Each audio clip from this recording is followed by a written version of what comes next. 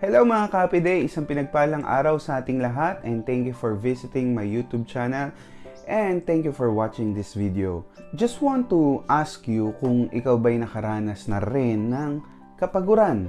Yung tipong napapagod ka na, ang daming nangyayari sa buhay natin.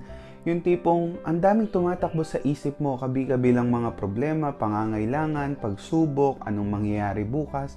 So, tuloy-tuloy ang ating mga iniisip at hanggang maybe sa panaginip na tipong yung nananaginip ka ng kung ano-ano at ang dami mong naiisip hanggang paggising mo, parang pagod na pagod ka at tila'y walang kapahingahan. Alam nyo mga Kapiday, may kilala akong ganyan. From the Bible, si Prophet Elijah. Yes, even prophet of God, even mga lingkod ng Diyos, napapagod din. Kaya, meaning, walang exempted dito mga Kapiday. Ako or ikaw or sino man, walang exempted sa kapaguran ng buhay. Kaya maganda yung naging buhay ni Prophet Elijah from 1 Kings chapter 19. Si Prophet Elijah ay nanalo sa isang battle at natalo niya yung mga propeta ni Baal. So dahil dito mga Kapiday, merong namumuno, ang pangalan ay Jezebel, na gusto siyang papatay. At si Elijah ay biglang natakot si Prophet Elijah. Ito ay mababasa natin sa 1 Kings chapter 19, particularly in verse 1 and 2, na gusto siyang ipapatay ni Jezebel.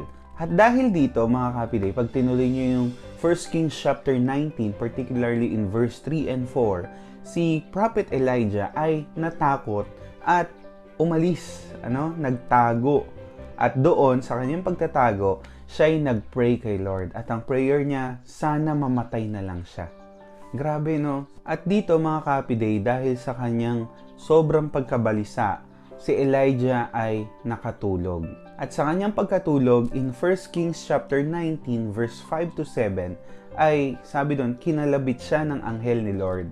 At sa pagkalabit sa kanya ng anghel ni Lord, sabi sa kanya, bumangon ka at kumain. At dito, pinagkalooban siya ni God ng pagkain. So, dito si God, makikita natin, He is at work. Every time na tayo po ay napapagod, lupaypay, and even the dream na meron si Elijah ay nangusap ang Panginoon sa kanya. Alam mo, ka-Happy even yung food na pinoprovide ni Lord, ito yung nagpapalakas sa atin. Ito rin yung nagiging source ng ating strength physically. So, si Elijah hindi lang physical kundi mentally exhausted na talagang sobra siyang lupaypay. At dito makita natin, nangungusap ang Panginoon sa kanya through the angels, and also He gave strength to Elijah through the food that the Lord had given him. At si Elijah ay naglakbay ng 40 days and 40 nights hanggang sa makarating siya sa kuweba. Ito'y makikita pa rin natin sa 1 Kings chapter 19, particularly in verse 8 and 9. At doon sa kuweba, mga Kapiday, siya'y kinausap ni Lord at pinalakas ang kanyang loob. At dahil doon, siya'y naging handa muli sa mga pinapagawa ng Diyos sa kanya. Wow! Alam nyo, isang tao, propeta, lingkod ng Diyos, na gusto nang huminto. Pero dahil kinatagpo siya ng Diyos, kumilos ang Panginoon sa kanya, at naging handa rin siya sa pagtanggap nung sinasabi ng Panginoon, siya'y bumangon at naging ready ulit for the mission. Mga Kapiday, just want to share na gumagamit ang Panginoon ng iba't ibang kaparaanan para tayo katagpuin. Yes, pwede niyang gamitin yung ibang tao para mapaalalahanan ka. And I pray that this video ay gamitin ni Lord para ma-remind ka din.